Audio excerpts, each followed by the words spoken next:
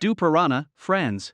I'm South Sudan, also known as the youngest country in the world. I gained my independence in 2011.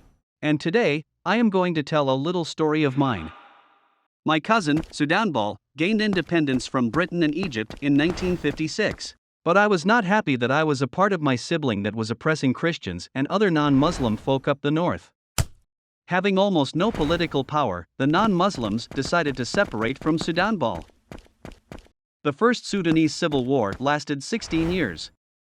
Over 500,000 people died during the war. Eventually in 1972, the conflict became a stalemate, so me and my brother went to Ethiopia for help. Following the Addis Ababa Agreement, the Southern Autonomous Republic of South Sudan was created. I could now live by my own rules, but Sudan People's Liberation Army wanted to be fully independent without being controlled by Islamic government, so they rose up in 1983 and caused against the Islamist government of the north. The second war against the north lasted until 2005, when I regained complete self-governance. Countryballs finally gave me a referendum, making me the youngest countryball to be a member of UNBAL after I went past Western bureaucracy in 2011. Just to make sure I didn't transition towards any conflicts, UNBAL sent a mission of peacekeeping forces shortly after. Just 2 years after I got independent, I fell into a 7-year civil war which ended in February 2020. This caused many to flee to the neighboring Ethiopia. Now I have to start increasing my economy after the war aggression happened, or else I will collapse.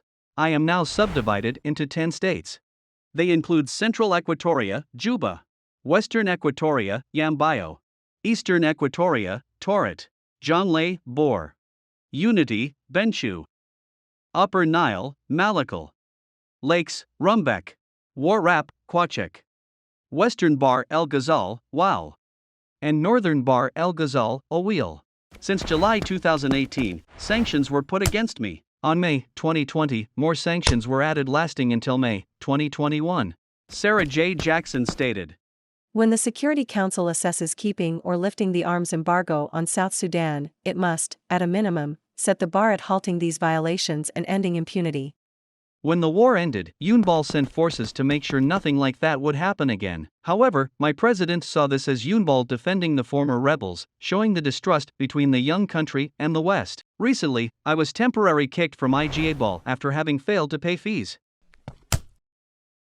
How the hell does a 12-year-old have to pay fees? Currently, because of such conflicts, my infrastructure is crushed, the country is flooded in wealth-chasing chaos, common folk is living beyond the poverty level, and basically everything is in really poor condition.